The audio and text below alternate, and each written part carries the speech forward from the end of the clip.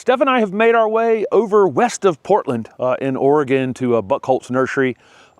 Matt and Tim from Mr. Maple actually bought this nursery a couple of years ago. It's been a dream place of theirs. They had, there's an interesting stories coming up in a couple of videos with them. We did a top 10 conifer video in this, in the garden setting within the nursery here.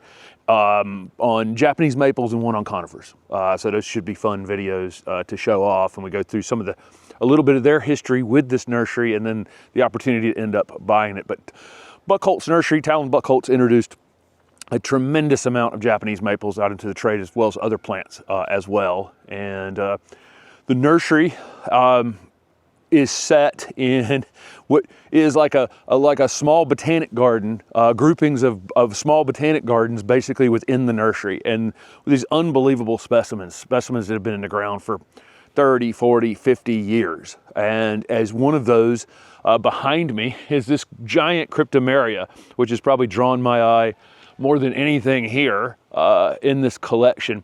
This one was called Elegans Aurea Nana, which means that at some point someone thought that this giant cryptomeria behind me was, number one, it must have had some gold color on it, that Aurea name, okay? And it also must have had some sort of dwarf. There was thoughts that around it being a dwarf in some way. But now you can see that it's, 30 to 40 feet tall back here behind me. I did some drone footage over the top of it, and you can see it looks like individual little trees up at the top as I'm flying over it. And then it's super soft textured, and then it's multi-trunk down at the bottom. But what an incredible specimen. This is not one you're probably gonna find out in the world, and it has a name that doesn't really fit. It's fitted all that well. The conifer over to the right is Picea orientalis. It has these cones hanging on it with that really dark green foliage. It's almost equal in height, a little bit shorter than the cryptomeria back there. But then there's these incredible specimens of Japanese maples. This is Yuru Shidari right here. And normally, I think if you saw on a tag, this weeping Japanese maple is probably gonna say it gets 4 to 5 feet in 10 years or 20 years, or maybe that's all it says on the tag. It gets 4 to 5 feet by maybe 6 to 8 feet wide or something like that. But these have been in the ground for a much longer period of time, and so there's incredible specimens of Japanese maples. Some of them are amongst the oldest, probably and largest of these individual varieties, probably anywhere in the world. This is Juniperus pingii, and this is a heck of a specimen of one. When I've seen these before, they're just kind of narrower, kind of narrow, upright, small plants in gardens typically. This one's obviously been here a while. Ping's juniper is the kind of common name for this one. Really beautiful specimen of a plant, and it's multi-trunked under there, and then it has they're upright branching on it, but they swing way out from the tree and then go upright. So it gives this really super interesting look to this Ping's juniper, and it's placed perfectly on the corner of this bed to really have become the specimen. He gave all these plants a lot of room. Maybe initially they were planted a little tighter than this, and then things have been edited in the past, but there's just incredibly large specimens in here. This, one of my absolute favorite Japanese maples, this is Fancy Hair. This one is just starting to get its fall color going here. And it is a very large specimen of Japanese maple. Really soft textured, soft to the touch. And then to this side of me is maybe one of the largest Makawa Yatsubusas in the world. These two will be in the Japanese maple video with Matt and Tim, so we'll get a little more information on those. But this specimen, I don't know how big this is. I mean, ours is in a container, and it's this big by this big, and we'll see, this big by this big, and we'll see ones in gardens that are this big by this wide that are probably 10 years old. So think about this. Again, these plants don't have an off switch. But I'm also not scared of this. I mean, it's 50 years. So, I mean, who cares if it's going to outgrow a space over 50 years? I can edit it or edit the other things around it when necessary. The inside of this plant is so beautiful. It's incredible. It's like a whole world within the inside of this Macawa. So, you know, again, the specimens here, these plants are, you know, amongst, you know, some of the oldest in the ground anywhere. And then combine that with the reason that a lot of these conifers and Japanese maples are grown in this part of the country. Obviously, you know, the temperatures are slightly milder, although they get high temperatures here, and they had that big, you know, heat dome a few years ago where it had 116 degrees in this nursery, which is highly unusual though. But one big thing here is it doesn't basically rain here from April until now. I'm standing in drizzle here in beginning of October, and it can happen between early October to early November. Sometime in there, the rains move in and, you know, they get their rainy season. But the rest of the year is quite dry. And because it's quite dry, the nighttime temperatures fall quite a bit. So in Raleigh, we have that high humidity. And so if we get a 95-degree day, it may only fall down to 75 at night. Here, if they have a 95-degree day, it may fall to 65 or even cooler, 60 degrees at night. That cooling allows the stomata on the back of these leaves that have been open all day trying to cool themselves, you know, basically spraying a little water mist around themselves to get that evaporative cooling going.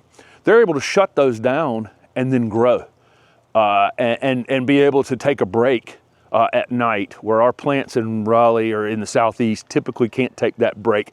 And so you'll see things grow larger out here quicker than they will in other places. Even corn, we've seen corn here in, you know, in the high desert here in Oregon is 2 feet taller than it is in Illinois.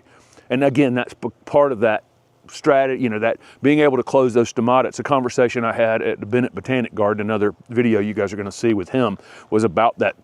The corn's all taller out here. And that's what it is. It's that being able to take a break. And that's why a lot of nurserymen chose, you know, to be out here. One of many reasons, but one of the reasons they're out here is because they can get growth quicker on very slow growing things like the conifers and these Japanese maples. Rain is really starting to pick up here. We'll probably move into some greenhouses in just a minute. Again, there's a 10 conifer video coming up. So we'll talk about some of these beautiful conifers in that video with Matt and Tim. This Picea omerica behind me, or this is Pendula bruns, or Pendula, I'll see it tagged occasionally. We'll probably see it. We're gonna head over to Isley from here, and I think they have one that's similar to this in their garden as well. This one, probably in 10 to 20 years, will be about 15 feet in your garden. This one's obviously older than that. Has this interesting weeping habit, you know, where all the branching is comes straight down and keeps it super narrow, so it stays in this kind of spire. And then up toward the top, it almost always has that little bit of a crook in the top of it. When we've seen these in gardens, they'll grow all the way down to the ground and then start spreading across the ground as well, and form what looks like its own ground cover, or, you know, the back of a dress, you know, that it's dragging across the ground. This is a weeping Serbian spruce. Has that blue foliage mostly in the newer foliage. So the old foliage is dark green, and it has that blue coloration on the outside of it. It's just one of my absolute favorite conifers.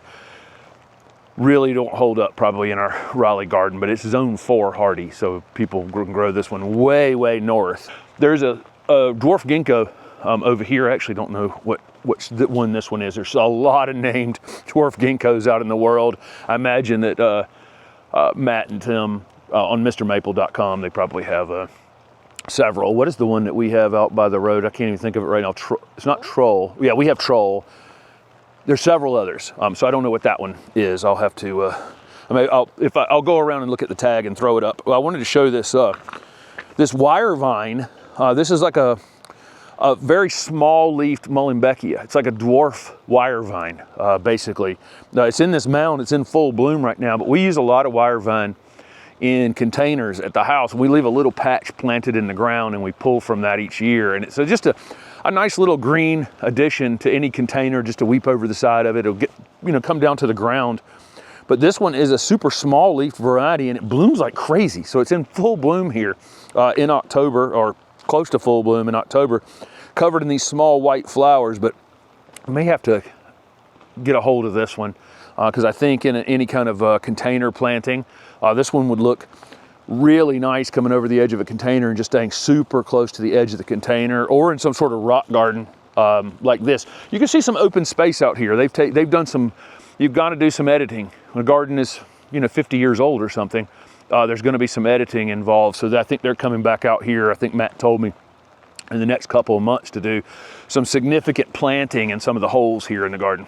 This is a fun one. This is a Jeffrey pine, or Pinus jeffreyi. This one's native to the western US and down to Mexico.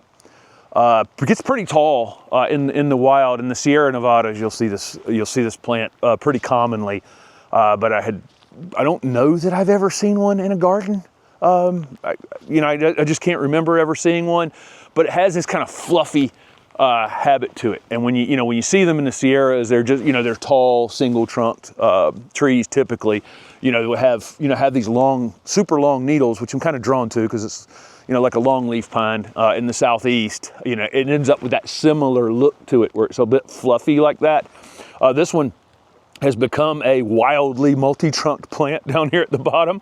And I don't know how long this has been in the ground, but it must be, that's a pretty big trunk on that tree at this point. It seems healthy and happy and, perfectly happy, being in this area, in this, beginning of a winter rainforest really is where it's sitting, but it was kind of exciting to see this one in the garden here. Our goal here was to shoot some individual plants, but I think we're going to get rained out, and this is day 2 of filming here, and I think this is going to be significant rain. We could pull the camera up to any spot in here and shoot an interesting plant, and the coolest thing about it is it's been in the ground longer than it would have been in most places. I love to shoot mature plants like that, and sometimes we're shooting plants in containers, and it doesn't necessarily give the complete view of what the plant is going to become, but in a place like this, you can kind of see it. Again, I think the rain is going to shorten us a little bit down here, but we'll do some of that over at Isley as well. This is a Picea abies called acro yellow, and this Picea abies is Norway spruce. Lots of Norway spruce planted in gardens all across the country. They typically will get these really interesting cones on them. A lot of times it's up in the upper part of the plant mainly. You'll see a few less as you get further down in the plant. But this acro yellow has this yellow highlight on the top. Basically anyway, so the kind of sun's been hitting it a little bit. These are hardy in a very wide range. They're pretty, Norway spruce are a little more heat tolerant than some of these spruces, but again, I think still in the Raleigh area, I would have to protect this, and if I have to protect it some from the direct sun, then it's going to lose this color, and so there's that trade-off. But it's hardy all the way up to zone 3, and to like 9 or 9B you'll see on a list, but that's mostly for like the Pacific Northwest, where they're not going to get traditionally as hot as we do in Raleigh. Again, they had a 116-degree day here in this nursery a few years ago, and it took out some things. That's some of the holes that you might see, as we're filming something here. But again, I think we're going to jump into some greenhouses, show you a few Japanese maples and other things that are in the nursery here. This one's kind of fun. There's a Hong Long maple in the greenhouse in like a 50-gallon container here. This is one we have in our garden in Raleigh.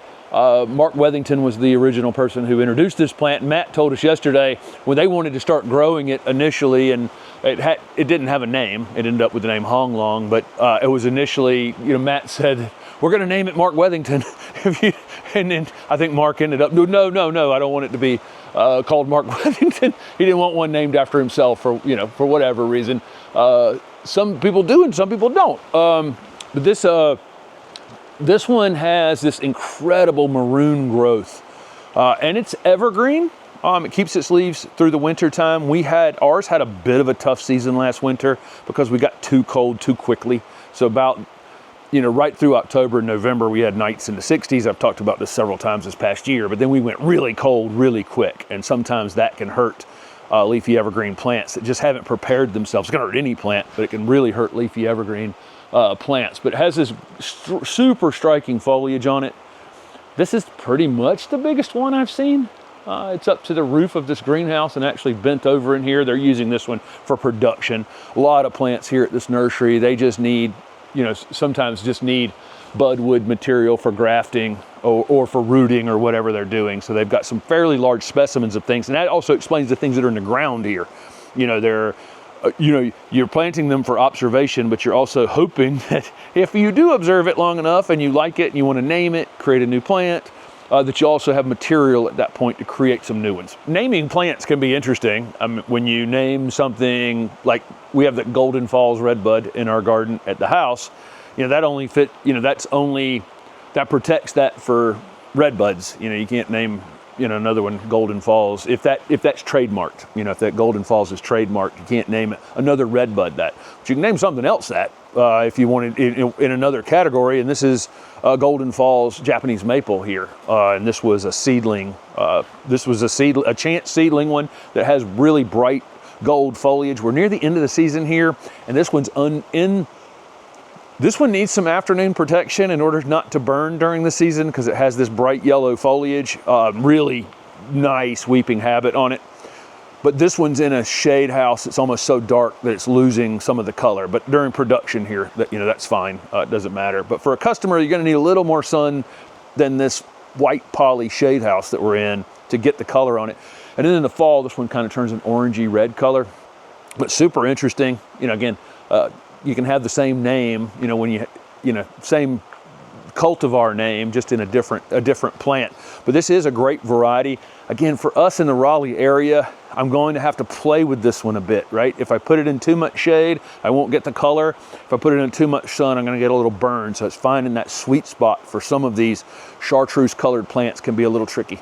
They grow a lot of other things here other than Japanese maples and conifers. There's rhododendrons and ginkgos and magnolias I see back here, corylopsis, and there's been a few camellias that we've seen. So a lot of interesting things here and a lot of trees, a lot of super interesting trees, but mostly it's just rare, a lot of rare material, hard to find things. And this is the perfect place out here to be growing some of this stuff, especially the things that need to be grafted. You know, there's a lot of, so much of that's been done out here forever that there's a lot of the people that really are quite good at it are here in this area. Not that people don't do it other places, but there's just a lot of talent related around a particular kind of growing out here that's been done for a long time. Buchholz sells to garden centers and other places and then does production for other wholesale. It's a wholesale nursery here. This has been on my list for a long time. You know, Talon Buchholz is one of the most, famous, very famous nurserymen. And again, has introduced so many plants out into the world. I never made it here while he was the owner, but Matt and Tim have graciously allowed us in here to take a look. So let's go find some conifers in a greenhouse. Rain backed off for just a second, so we'll film a little more outside while we can. This is one we have in our garden in Raleigh. We got this one from Mr. Maple when we were there for one of their open house events earlier in the season. This is a Pinus strobus, which is eastern white pine, which is from maybe, in the mountains of North Carolina, and then in western kind of Virginia, and then up into the northeast is where you'll see white pines mostly. And sometimes you'll see them as Christmas trees. Our garden center we worked at as kids, very optimistically, we had balled and burlapped white pine Christmas trees where people could plant them in their garden later on. It was too hot there to really support white pines, and it's not gotten better since then, I'm sure, for trying to grow a white pine in the Raleigh area. But this one is a sport off of one at Biltmore Estates in Asheville, and it's called Biltmore Blue, and you see this beautiful blue coloration in it. We planted this in the native garden. Again, it's a little hot for eastern white pines for sure in the Raleigh area, but we're gonna give this a try. We planted it back toward the back of the garden a bit, so it'll be in some late day shade. So we're hoping it's gonna be fine. It looked good when we left the house, so when we get back there, we hope that that continues and we can grow this in the garden, in the future. But really, if you're in a colder area where you can grow white pines, this variety is just so striking, that blue against that green. And plus you have this, soft to the touch. Some pines are really quite prickly. This one is very different textured if you've ever been around a white pine at all. There's really almost nothing that gets better fall color than sweet gums, and I know a lot of people don't like sweet gums just because of the gum balls drop in your garden and then you step on them with bare feet, and then, you know, they're not fun to clean up. They're not fun for the lawnmower when the lawnmower's hitting them either. But Slender Silhouette has just really been a kind of a game changer for, you know, this plant being more and more in ornamental landscapes. I saw the original photo, Danny Warner showed me the original photo for this plant when it was found, and it literally looks like a telephone pole. It is taller than a telephone pole, the original one that all the pieces have come off of for this plant, and been used to produce this plant. Just wild. It does get gumballs on it, but you know, it's this wide, and so it drops them in a very small, kind of narrow spot. But if you have a place for a big, tall, narrow plant, and truly a big, tall, narrow plant, this is how this thing grows. It doesn't matter what you do, it's going to go straight up. But again, that original photo, and I wish I had a copy of it, but it's 30 to 40 feet tall, you know, and like this big around. It's just absolutely wild. You know, just a chance find, you know, not a nursery find, but somebody just walking around in the woods and seeing something that just was completely different than anything else they had ever seen before. So this is a Picea glauca, otherwise known as white spruce. Probably the most famous one out in the world is dwarf Alberta spruce, which looks similar shape to this one. It's just a dwarf compact habit with this tall, narrow habit that you'll see. There are a lot of dwarf Alberta spruce that have been sold in the Raleigh, North Carolina area. It is too hot for them. They get spider mites. I'll see the occasional one that is somehow surviving and doing okay, but for the most part, it's like some sort of battle royale that you have to have, because things really do. They get heat stress and then things attack them. But certainly in northern areas, cooler areas, right at the top of people's list, this is a selection called Blue Wonder. Okay, so this is, you see these little pockets of blue on here. At times of the year, it's going to be very blue. We're late in the season here, but you can still see some of that blue habit in it. And this one's quite tall, so this one's probably been here quite a long time. This is a selection of dwarf Alberta spruce called Blue Wonder, and every single time I walk past it, I'm like, how can something be this perfect? It's so amazing. And it's sturdy too. It's weirdly, you know, it's not soft or anything, you know, it's not something you want to grab a hold of for sure. But at the same time, it's also really, really rigidly sturdy. There's several conifer sections here in the nursery, but we came to this one's got 1, 2, like 3 or 4 houses plus an outdoor growing area here, just all amazing conifers. And literally Steph just walked up and she's starting to film and goes, I literally want one of everything. It's hard not to. We just, you know, we're in that zone 8A area in Raleigh, and there's just a lot of these conifers that, you know, that don't do all that well, with, you know, a lot of exceptions too. We do have some conifers for the south that do quite well, and we have quite a collection in our garden. But when you come to one of these nurseries that has, you know, this combo, and we're going to go to Isley next from here, and then we're going to another one as well that we hope to be able to show off as well, that when you see this combo of these old plantings of Japanese maples combined with these conifers, man, it's so beautiful. It's so striking. All this gold color, all this blue color, you know, all the, you know, interesting habits and the fall color developing in all these Japanese maples is a ton of fun. And we're gonna go, let's go and look at some Japanese maples real quick, Steph. Here's a few of those Honglong maples that have been grafted.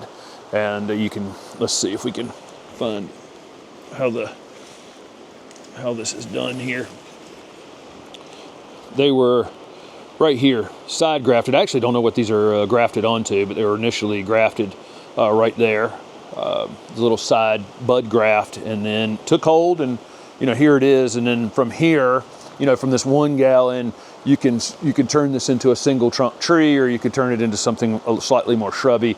But once you get it to this point, you're on your way. They probably can sell these as 1 gallons, or they can sell them, you know, as bigger. And here you can see the foliage color. We couldn't really see that on that super tall one in the greenhouse over there. And we're standing in a greenhouse full of grafted 1 gallon Japanese maples. I don't know how many Matt and Tim do. I think they have 3,000 plants or something on Mr. Maple over. Not all would be available at any given time, but I think they're up to like 3,000 things that they offer over the course of some period of time. I didn't know, in a few weeks, I'm speaking at a national Japanese maple event that's in Dallas, and I had no idea when I accepted that months and months ago that this would end up being the kind of the year of the Japanese maple for Steph and I.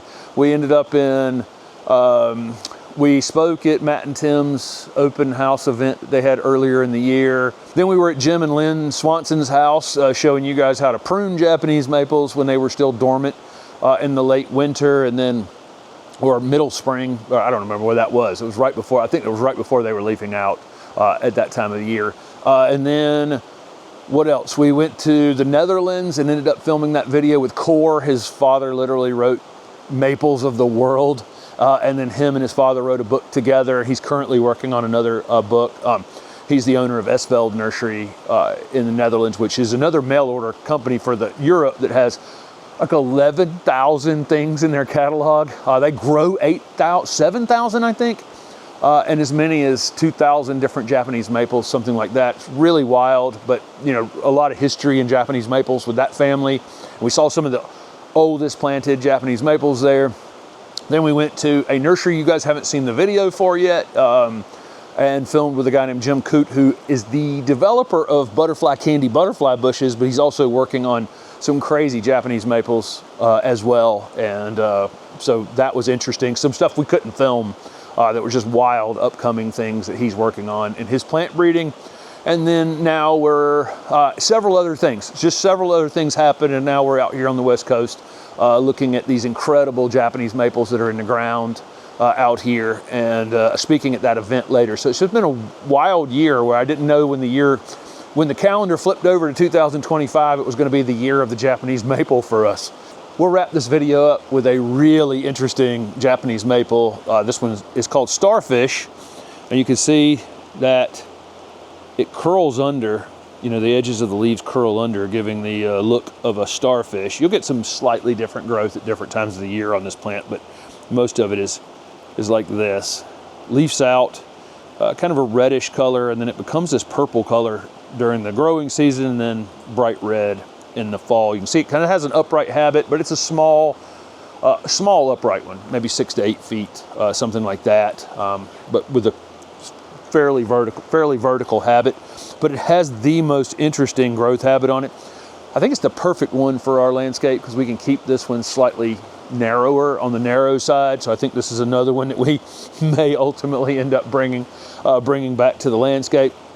So there you go. We could shoot video after video after video here. There are hundreds of Japanese maples, hundreds and hundreds of conifers, and hundreds of other interesting plants out here in the landscape as well. But I think the rain's going to run us out of this one.